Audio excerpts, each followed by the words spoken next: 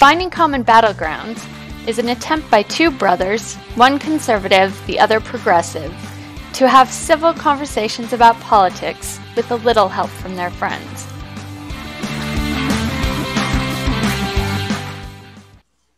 Hello, everybody. Welcome to Finding Common Battlegrounds. This is the podcast dedicated to debating two sides of a political point and coming up with the common ground that we agree on. So, and which can be hard sometimes. And so this is it's kind of a fun and interesting debate we have. So I'm Tommy. I'm the moderator, and I've got Ryan and Josh Cragen, who they're brothers, but they're the polar opposites of each other. So they're going to be taking each side, the conservative and the liberal sides.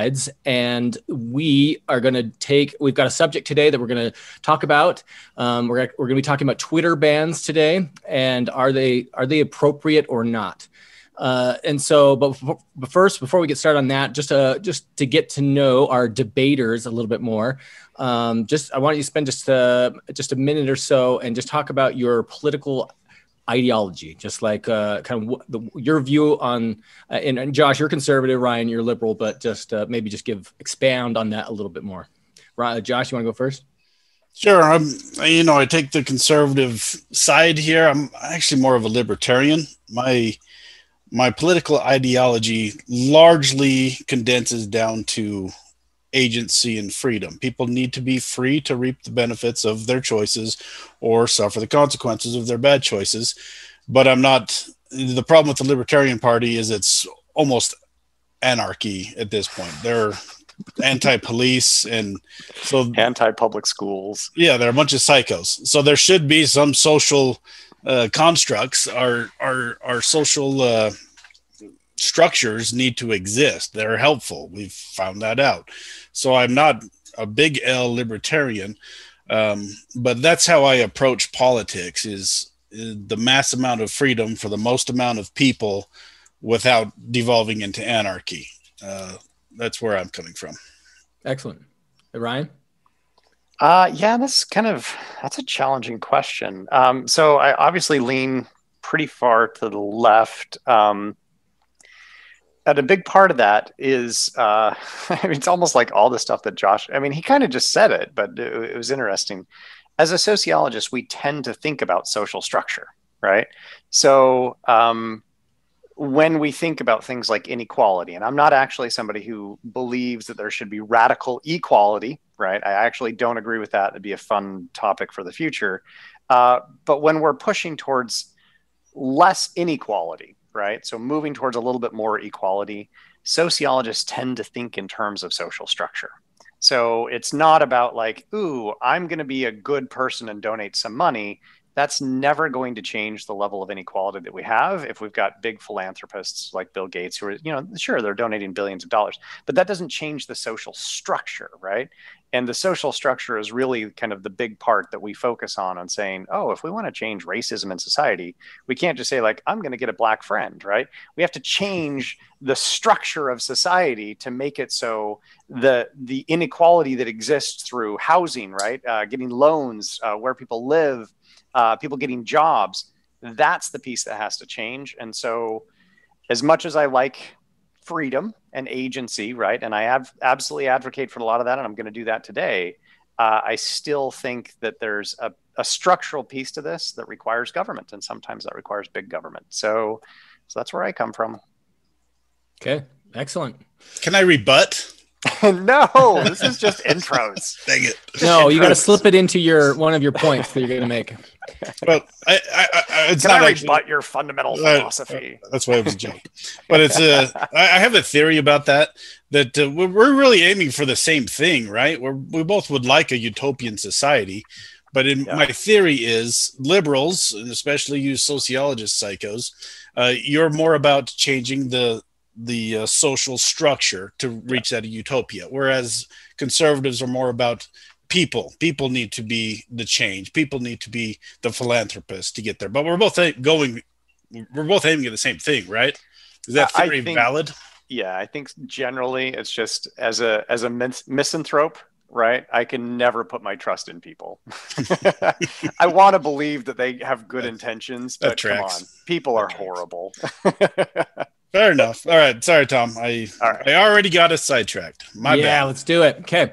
We're going to be talking about Twitter bans today. And when I say Twitter bans, I'm talking about, so the argument is censorship in general, right? And that's a big argument. So we're going to just try to get a granular view of just one specific issue that's happened recently. And this is Twitter banning users. And the most formidable is President Trump when he was president, or I guess he'd already been, the election was over at this point, but was banned. And so, is this good? Is this a good thing, or is this not a good thing? That's the question that we're gonna be talking about.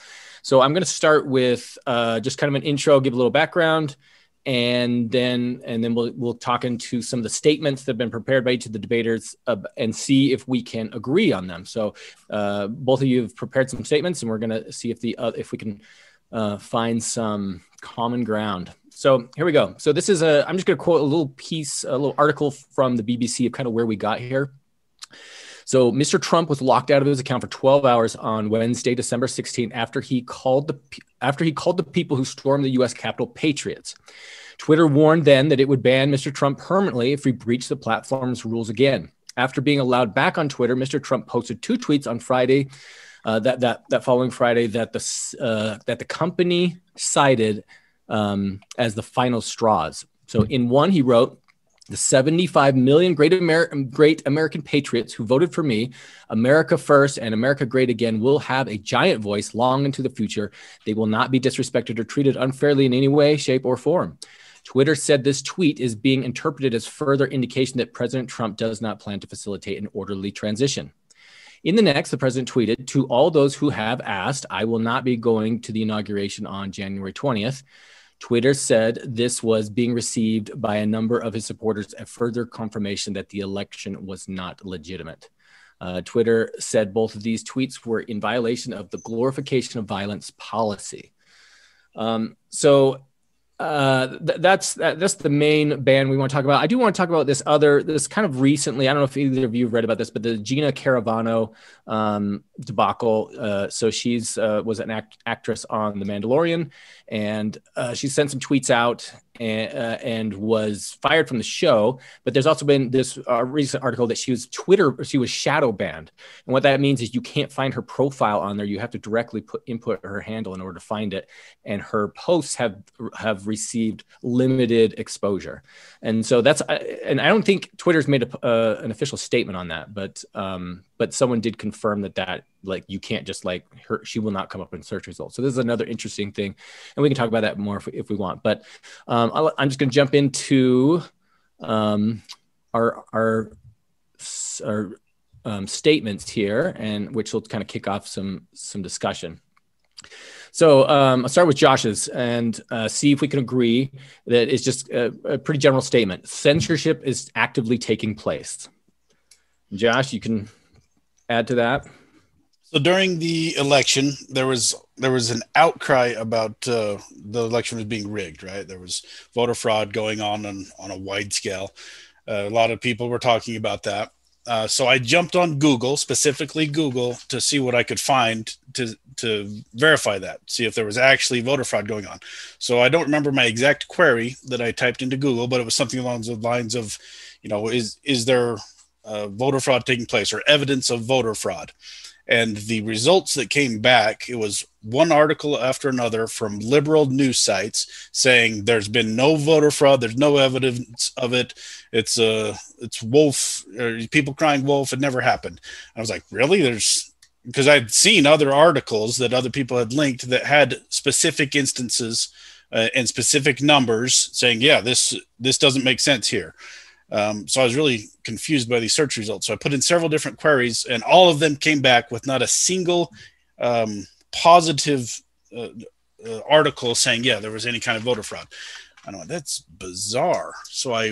And it clicked in my head, oh, it's Google, one of the evil corporations. So I went to DuckDuckGo, typed in the exact same query, page after page of people talking about the voter fraud and numbers saying, yeah, this doesn't add up here in Michigan, and this looks bad. And here's an instance of somebody that got caught actually stuffing ballots in Arizona.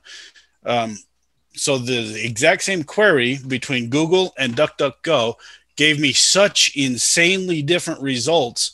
It finally clicked in my mind because I knew there was probably some censorship going on. But when I saw that, I'm holy crap. Google is absolutely manipulating the information we were receiving. Their algorithm is absolutely manipulating the search results, and it's skewing to the left. It's undeniable. Okay.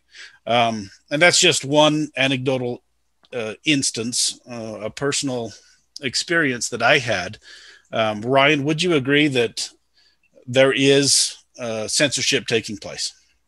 What specific censorship? Because if it's just generally there is censorship, then sure, generally there is censorship. But because that's alarming enough that censorship is taking place. That the people in charge of funneling our news to us, somebody is censoring it at some level. Do you agree? So you're saying specifically news censorship, or just generally censorship? Any information, especially news censorship. But you don't agree that?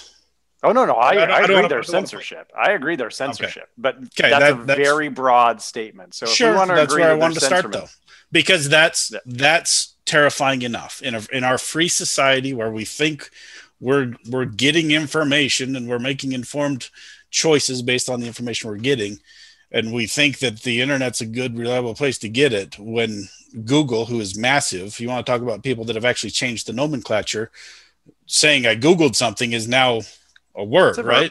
Sure. Yeah, it's become part of the verbiage.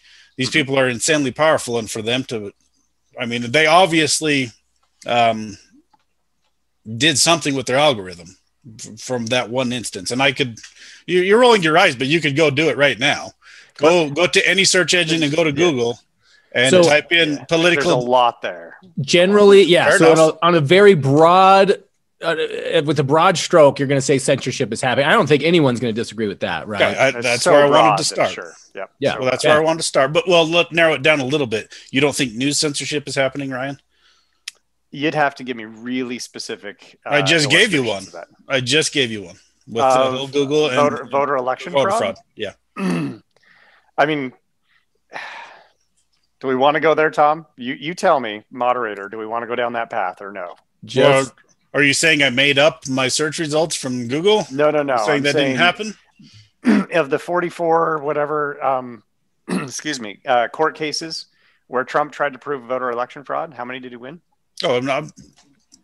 One maybe or zero. But I don't think that's not the argument, right? That's not the argument. Yeah. Well, but that's absolutely the argument. If we're going to say that there's actually voter fraud, where's the evidence? There is zero evidence. They couldn't even bring it to a court of law, right? But I mean, every court was like, "There's nothing here." And to Josh's point, when I'm investigating something, there's a claim of voter fraud, right? And if it's some backwater hillbilly in Alabama that's like, oh yeah, the voter fraud, I'll be like, but I want to see it, right? I want to see the article, and I want to be like, oh, that's bullcrap, right? That's perfectly fine. It's just there was no evidence, right? Like they couldn't bring it to a court. There of law. Was though, where they couldn't prove it to court of law because it's hard to prove.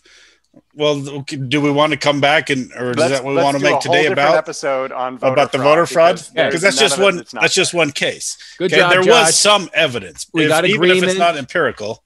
We got agreement that there is censorship. Yeah. Okay, that's what I wanted. That's what I wanted. That's what I was shooting for. Because that should be terrifying enough for everybody.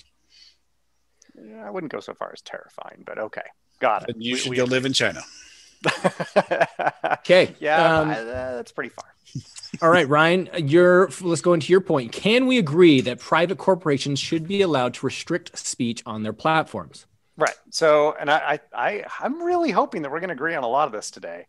Twitter's a private company, right? Mm-hmm. As a private company, they are not legally obligated to allow everyone to use their platform.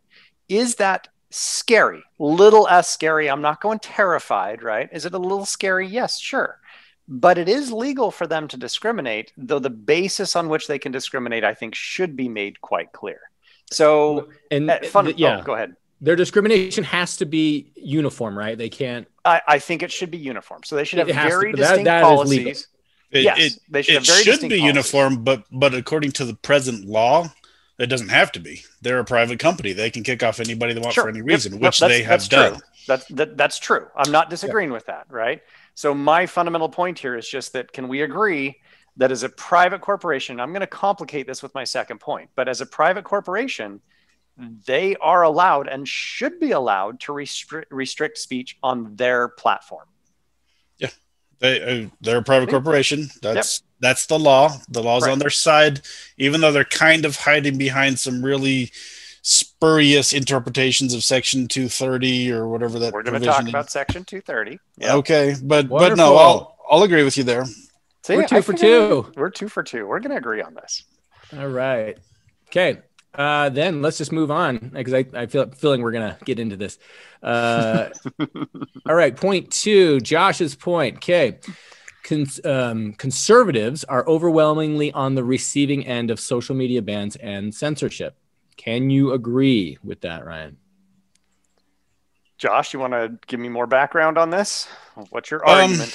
So I found this really interesting article. This guy, he wanted to know if conservatives are just crying wolf, because most people, conservatives and liberals, think that there is some sort of bias against conservatives on social media. Most people buy into that narrative. That was like 76% from the news article I read. People believe there's some sort of censorship going on. So he compiled his own data, and he found since 2014 or something like that, of the notable people on Twitter that have been banned. There's been 22 people that are, considered notable, that you might actually know who they are. Popular people that have been banned. 21 of the 22 all supported Donald Trump. Only one was a liberal. It was Rose McGowan, I think is her name. She's that actress turned activist, and she was banned because she put somebody's private info on there and said, go get them, which is dumb. But the other 21 people were all Trump supporters. Okay. The argument small you would have to small sample sizes. These were just very notable people. Right. Okay. Yep. You're right. Small sample size, hardly empirical data. Yep. But it's verifiable. I tried to verify it, and everything I saw said that's true. So you have to make one of two arguments there. Either there is a bias against conservatives, or conservatives are just way more likely, by a crazy order of magnitude, to violate Twitter standards if they're exercising this ban hammer equally. So that would mean that Trump supporters were 20, or what would be like 5 times more likely to issue violent threats or hack somebody or whatever is a bannable offense. Does that make sense? Mm-hmm. So those are the only two options, right? Either Trump supporters are just complete wackadoos by an order of magnitude. You're laughing because you want to say that's true. I still want to say that, but I'm not going to say it. Because I still want to say it. You know it's not, though. You know it. We're not 5 times more likely to commit violence or something like that. Okay, it's absurd. And again, it's hardly empirical. But I thought that was interesting. 21 of the 22 people that are notable that have been banned are all Trump supporters. Okay, that's one place we can go with that. So the point is, get back to the point, which is there's a bias against conservatives. They're more likely to get banned. Yes. Okay. So or censored or shadow banned. There's a whole bunch of things that happen. Can I provisionally agree with you with some caveats and some nuance and explanations? Let's hear it.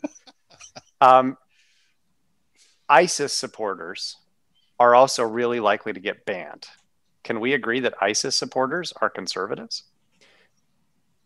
And ISIS supporters are conservatives? No. Your point, they absolutely Ryan, are, though. They're opposed to change, right? They're literally resisting change violently. And so they're putting out ISIS propaganda. That's a weird conflation. But do you see my point? You're basically saying conservatives are more likely to get banned. And I'm going to agree with you because all of these ISIS members got banned for putting out violent propaganda saying we cannot allow the Middle East to change. Conservative literally means resistance to change. And so right? maybe to clarify the statement, you're saying Josh is saying conservatives are more likely to get banned from social media platforms. And Ryan, what you're saying is conservative rhetoric is more likely to get banned. Absolutely. Because if we think about where that rhetoric is coming from and kind of the agenda of, not all of them, I'm certainly not trying to give a broad brush, but certainly of the more extreme side.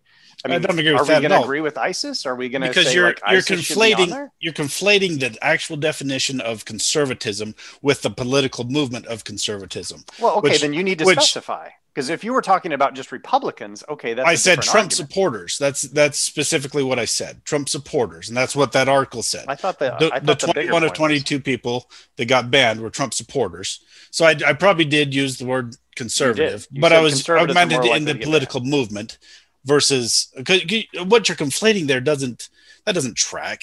Yes, technically speaking, ISIS are conservative. Thank you. They're not part of our party. Did you get that, Tom? Agreement. ISIS are conservatives. Now, well, so conservatives promote the Second Amendment, right? Which is, we're talking about guns, and that maybe that.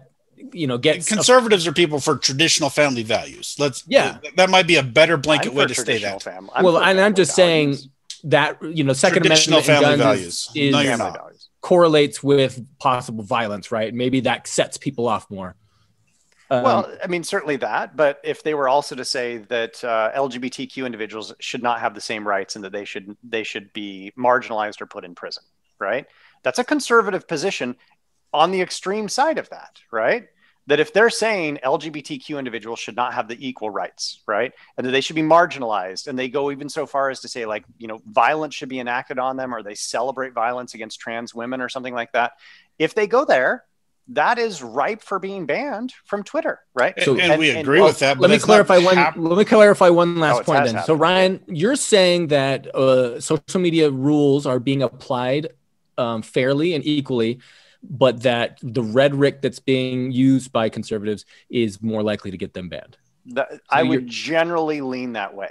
Now, don't get me wrong. I can totally see how people would be like, oh, the leaders of these companies, they're all lefty liberals living in California.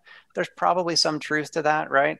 But I don't think the companies come in there going, we really only want our platform to be a platform for left-leaning liberals, right?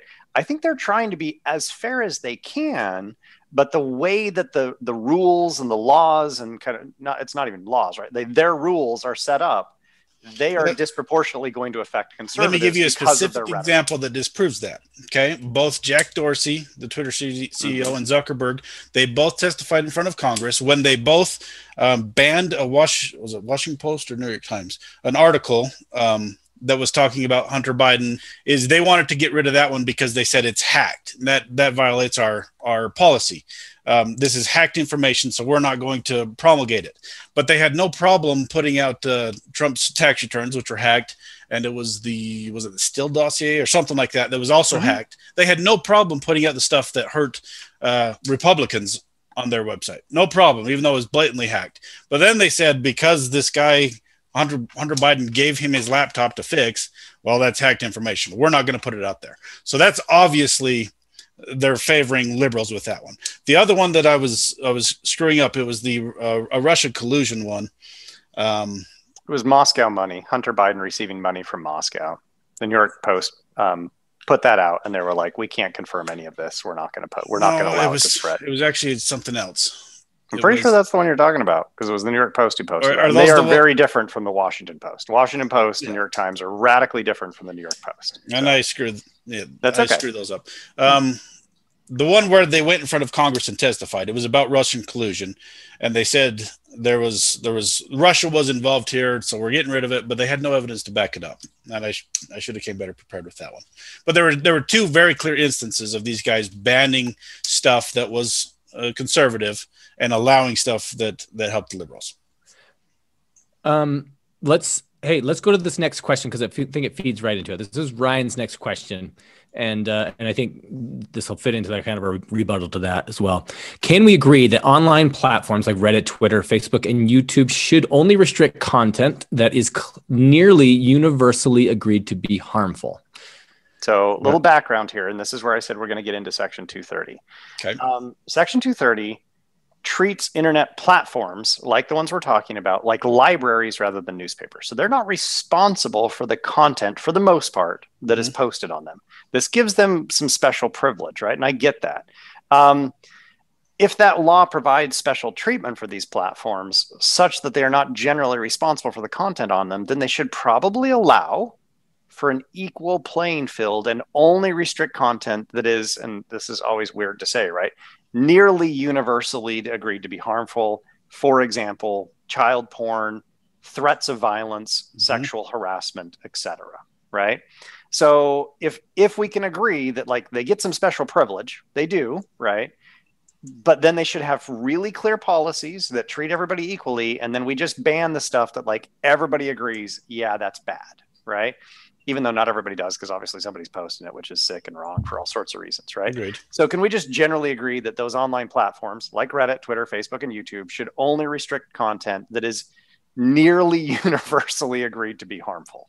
Yeah, and everything else stays. As long as they're not being shadowy about who's universally agreeing that it's bad, yes, absolutely, because that's the whole point of Section 230. It's to protect these companies from the ramifications of something crazy happening on their site when they're supposed to be promoting free speech. So yes, as long as they're not hiding behind that to shadow ban people that they don't agree with, because that's kind of what's been happening. They're hiding behind that provision that's supposed to protect them by saying, what was the actual verbiage of 230? I looked it up the other day. Oh, I don't remember exactly. I don't know that I've read it. There's one clause in there that says that they have freedom to ban whoever if it's deemed harmful, but it's a fairly general, vague piece of verbiage. Right. And they're hiding behind that because now they're banning whoever they want for whatever they want, saying, "Oh, it's harmful," or "It wasn't true." But yes, I agree with you. I do agree. Yeah, I agree. And this gets interesting, right? Because I think there's interpretation here, right? Because when I actually read that article originally in the BBC about, because I wasn't really sure exactly what Trump got banned for, and when I read those tweets, I was like, that's actually pretty weak. But they interpreted it to be, that they could be interpreted that way. And I think that's where it gets tricky, right? Because we're interpreting things certain ways, right? Because we're like, and so I was doing some articles and someone was rebutting it. And they quoted Kamala Harris, now their VP, when she was asked about the BLM movement. She said, they're not going to stop. They're not going to stop. Everyone beware. They should not, and we should not. Right. And we're like, and granted, we had this discussion about most of those were peaceful protests, but there were riots. Right. And was she inciting violence? Right. Nancy Pelosi. Yep. I just don't know why there aren't uprisings all over the country. Maybe there will be. Right. And these, I could see someone interpreting that as inflammatory and inciting violence. Right. But it's all and so I'm wondering, and maybe this, Josh, what you're getting at is like someone's looking at Trump's with a little more scrutiny. Maybe they should, maybe they shouldn't. I don't know, but and reading more into it than should have been. And they're saying this is all under the same policy, but it is biased, right? Well, I have an article right here that has quotes and videos from some of the people you just said: Maxine Waters, Ted Lieu, Cory Booker, Joaquin Castro, John Tester, and Nancy Pelosi, who all said very similar things to what Trump said. Trump used the verbiage of "we should keep fighting," right? Everybody uses that verbiage. Bernie uses that verbiage, but nobody held Bernie accountable for the guy that went and shut up the conservative members of Congress after Bernie gave a fiery speech just as fiery as Trump's. Okay, it's not, people are not being held to the same standard here. The Maxine Waters saying, "Yeah, we need to keep protesting. People are dying in these protests," and she said that. You could very well construe that as promoting violence, like Tom just said. I just don't see. She did say we should keep protesting, not let's go kill the police, right? Like that's completely different. What did Trump say? Let's peacefully protest. We're not going to storm the Capitol. That's what he said in that speech. Sure. Minutes before they stormed the Capitol, he was basically telling them, "We got to fight. Let's go. We got to go." Right. Okay, but that's he didn't do it on Twitter. We got to fight. We got to fight. But that's the same verbiage that Bernie used before that nut job shut up Congress. Did anybody hold Bernie responsible for saying, we got to fight? No, they No. didn't. Okay. I'm So agreeing. you I'm just agreeing. held Trump to a different standard just now. They did, in fact, storm the Capitol. He They told them did. not to. That guy went and shot up Congress. Trump told them not to? Trump never said, don't go storm the Capitol. In his speech, he said, we're going to peacefully protest. He said that in his speech. Okay, We'll have to go back and look at that. Let's continue with our points, because I don't think he said, like, hey, let's go hold flowers and give them to Congress. Like, come on. He said it with fiery rhetoric. Fiery. He did. It was pretty but fiery. He said peacefully Giuliani protest. Was pretty fiery. So I do have the quote. He said, I know that all of you were here will soon be marching over to the Capitol building to peacefully and patriotically protest. There you go. He did say that at one point, but I think he did say, and we're going to fight and we're not going to stop. There you go.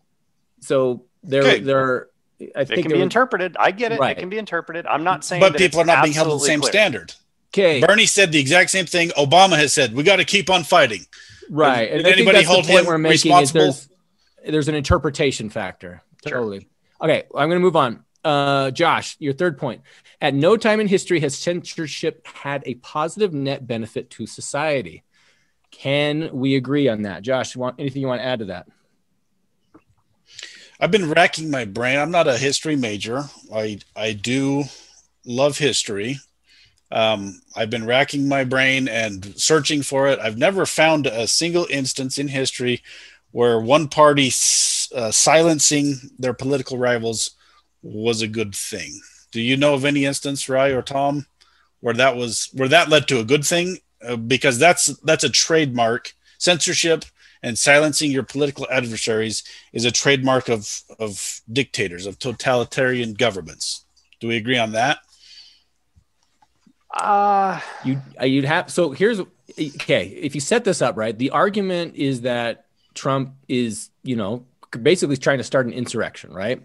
And so the only instances I can think of would be if there was a political coup that was subverted because the government and military were able to, silence and take down the political influence.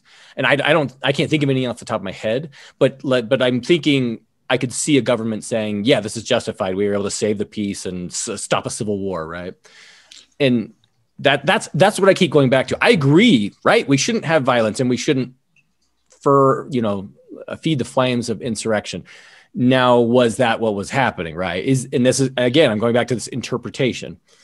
How many strongman dictators get voted out of office and leave? I mean, he put up a tantrum, but he left. It was a bit more than a tantrum, Josh. Did he leave? Yes or no?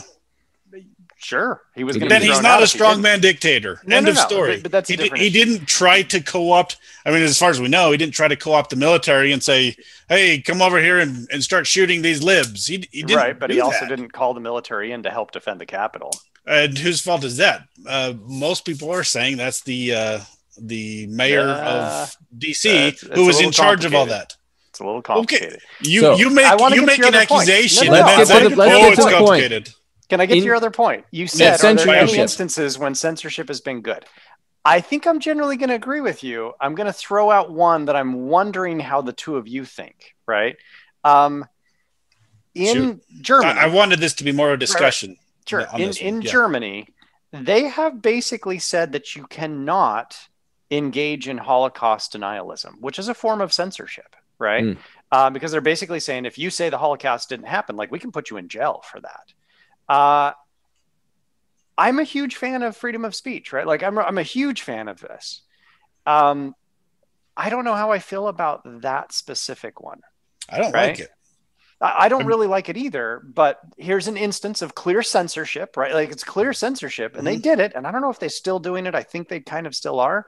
But it's not being done by a strongman dictator, right? It's actually being done by what I would argue is a fairly progressive government saying, y'all can't deny reality. That's just not okay, right? Now, I get what you're saying, and I think we would probably agree, like, free speech, let them say what they want. But that is an instance where censorship has been enacted, right? And I'm a little bit more mixed on whether that's a bad one or a good one, That would be the only instance that comes to mind. And again, I'm not a historian. Good. Right? That's a good point, because I couldn't think of a single instance. So I'm glad you brought that up. I still think it's a terrible idea, because who are they to say that you can't believe in reality? Because everybody believes in a bunch of bullcrap. Like everybody has their weird things that they believe in. And if government gets to start dictating that, oh boy. Well, but you can see why Germany would want to do that. Right? Yeah, in fact, I'm pretty sure that law has been in place for a long time, and it has. Just not too long after the war, and but maybe it's outdated, right? And maybe it's not. It's time to let that go, because that's interesting, right? Has it created more harm than good, or has it saved? I don't know. That's interesting idea.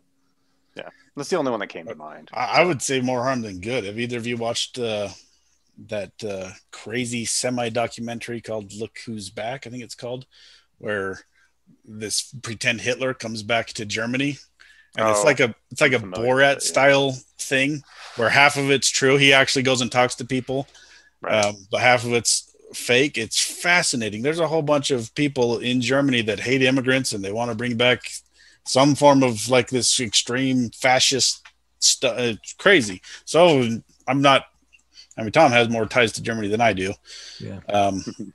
But from what I can see, and we talked about last week, KKK's on the rise over there. So I'm putting all these issues together, but I don't see how it's good.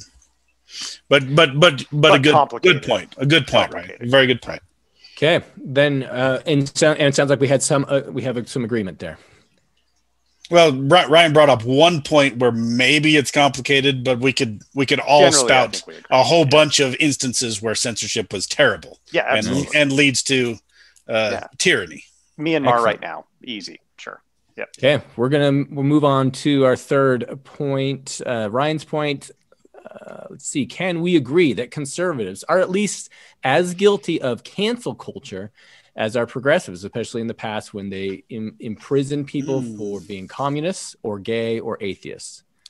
I'm going to start this by saying I thought for sure we were going to agree on almost everything in this one, right? So Tom gave us a hard time in the last one. He's like, you guys got to fight harder and like go further out. So I was like, screw it, I'm doing it, right? Yeah. So here it is. Call it out. Here it is. I'm better be a very persuasive argument. All right. I really think we're going to agree on almost everything. So my last point is me trying to push a little harder.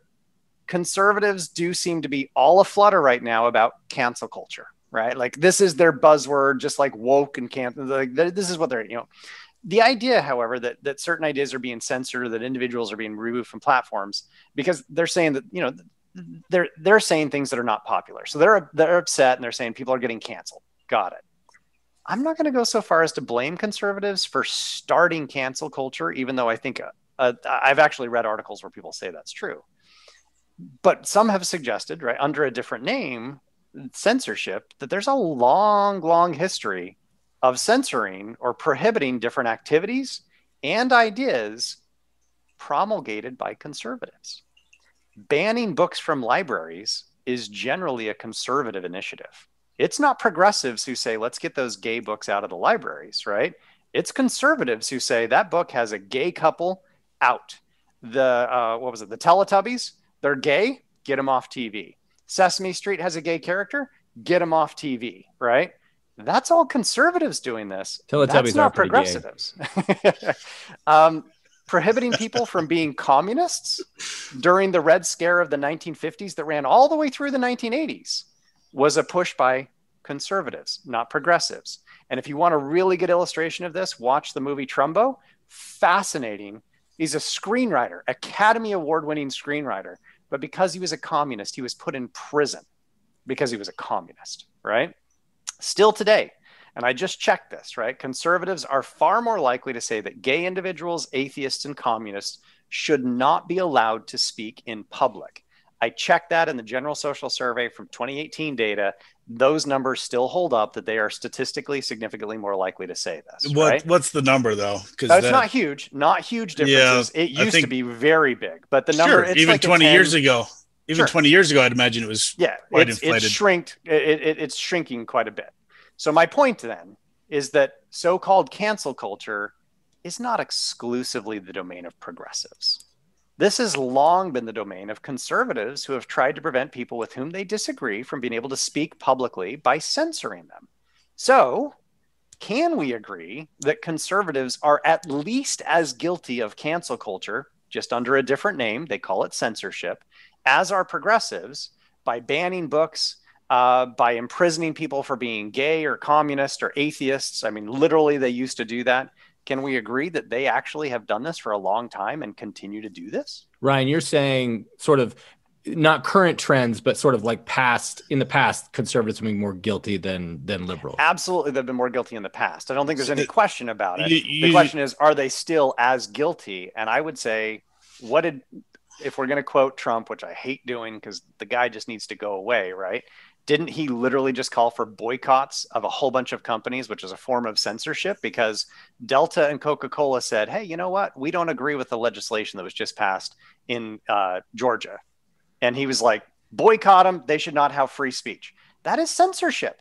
And no one's calling that out as cancel culture because liberals don't call it cancel culture. We call it censorship. He's advocating for cancel culture.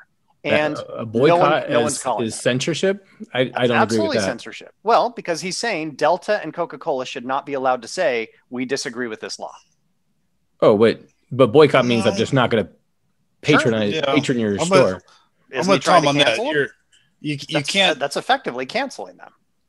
Okay, but it's not silencing. You're confusing. Yeah, he's not silencing. Coke can say whatever they want, and then I can say, well, I don't want to buy their products. That's not censorship. But let's get back to the original point because I want to hear what you think, Josh. Have conservatives been censoring people? Well, you need to be a little more specific on because you asked like several different questions. Have they been historically as guilty? Are they still historically as guilty? Those are different questions, and I think have they historically been more guilty? Right. Historically more guilty. Presently, absolutely. No. Presently, not even close. And this is funny. I was actually thinking about this because somebody posted this same thought on Facebook a couple of weeks ago, saying that conservatives tried to censor all this stuff. And one of the things they mentioned was Dungeons and Dragons, which I played with Ryan and Tom. Yep. And legally. But when we were kids, do you remember when Mom freaked out because we're playing D&D with the triplets? That's devil worship, and she thought it was devil worship. Absolutely. And she tried to get us not to. And we're like, oh my gosh, Mom! Conservative censorship, isn't it? Okay, that was a turning point for Ryan. No doubt about it. That's what set him spirling down into. After he killed 5 goblins, he's like, there's no going back. Boom. That's it. But it made me. It helped me understand because I saw that as a child and went, this is insane. I've been playing Dungeons and Dragons with my buddies, and you want totally benign. Yeah. So Josh, you agree that? So it sounds like you agree that in the past conservatives have been guilty of censorship, but not now. But they're not doing it as much as there's still some. Sure, that's part of politics in a way. We want to get rid of the stuff we don't like, and we want the stuff that we do like. I think the point that Tom made is the most important clarification here. Censorship is not the same thing as boycotting and just not liking something or not patronizing a business. Actually, that's the difference with cancel culture, I think. And that's why conservatives hate it so much is you're trying to silence people. You're trying to kick them out of the public sphere. You're trying to take them out so they can't talk anymore. And that's a little different. I understand your point. It's a good point. Disagree. I'm not going to generally we agree. Right. I think we generally agree. But I find, and I'm going to go specific, Republicans to be whiny little babies when they're like, don't censor me on Twitter. And they're yelling this from the highest rated cable news program, Fox TV. Right? They're on Fox News screaming to millions of people saying, I'm being censored. How absurd is that to say I'm being censored and you're literally yelling I'm being censored to millions of viewers? Because if they're being censored on Twitter, which you could argue some of them have been, that doesn't mean that They can't go to a different platform exactly and not say, well, they were censoring me over there. Twitter was censoring them, and that's problematic. And so Clarence Thomas has actually come out. established that Twitter is a private company. They have can the right do that. to do that. Yeah. But Clarence Thomas had just come out and said, we need to address this because this is becoming problematic, that a few people, named, Jack Dorsey and Zuckerberg and all these guys, a few people have it within their power to either silence people or censor people or manipulate the information. But they're not silencing them. They're silencing them from their platform. There are other platforms like Fox News, right? So to say they've been silenced, come on, right? They still have major newspapers that they can publish in, and they do, right? Newspapers are going out. Fox is going down. They're not going anywhere, right? Are you denying the fact that there are just a few people? There are just a few people that have an insane amount of power over public speech. Are you denying that? Because Jack Dorsey and Zuckerberg, it's not technically public speech. It's private speech on private platforms. See, now you're hiding. You're hiding behind. We got to wrap this up, but I want both of you. We got to wrap this up, but I want both of you to give sort of a closing argument, a statement to maybe encapsulate what you've been trying to communicate here. So, Ryan, you want to try and just wrap up your ideas and your thoughts from the points that you've been presenting? Yeah. So my overall point, right? Are Twitter bans good? My general position, of course, is it depends, but yes, not in the sense that we've been debating, which is the political stuff. So let me just give it a little context. Obviously, I'm all about nuance. If someone is harassing someone else with threats of violence or sexual harassment or posting child porn, absolutely they should be banned. And Twitter should have the right to ban them, right? So absolutely, bans are a good thing when used appropriately. If they're spouting demonstrably untrue QAnon idiocy, it's a gray area. I'm not sure. It's not great. We should be able to see that they're idiots. That's a good thing. That's a beautiful thing of free speech. If their conspiracy theories could get someone physically harmed, I'd lean towards yes, they should be banned. Well, that goes back to promoting violence. But that's violence. not a definitive yes. If it's just a conservative blowhard saying stupid conservative things like Trump is the greatest or Biden is a socialist, then no, they shouldn't be banned. That would be my overall position. Awesome. Thanks. Okay. Josh. Put a bow Ryan's a commie and we should lock him in jail. That's my overall position. I mean, largely the exact same thing. Devil worshipping atheist. That's right. No, largely we agree here. Okay.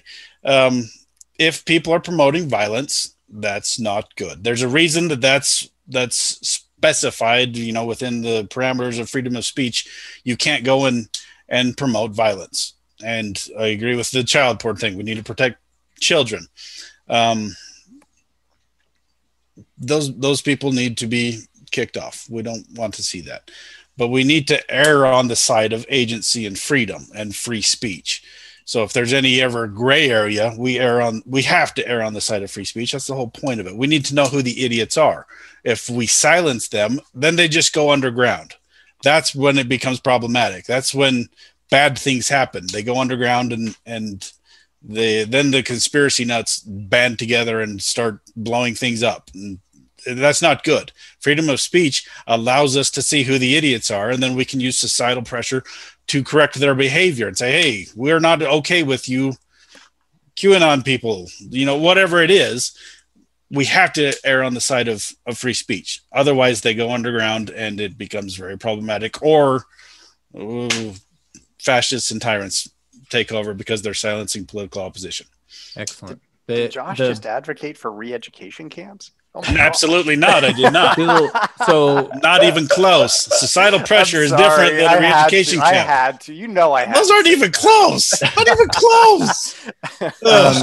Bill Maher, who he's actually one of the liberals I respect most, is he did kind of, there was a couple months ago, lamented that all the conservatives moving over to Parler, and basically that they were leaving the conversation, right? And that we want everyone to be part of the conversation, so we can have this like vetting of ideas and have these discussions. It's important. Yeah, I like that. It is an important idea, and so I thought that was interesting that he took that position. So thanks everybody. Thanks for your bringing your ideas together in that discussion. I think that was good. That was fun and interesting to discuss. But we'll put a bow on it, and we'll talk to everyone next time.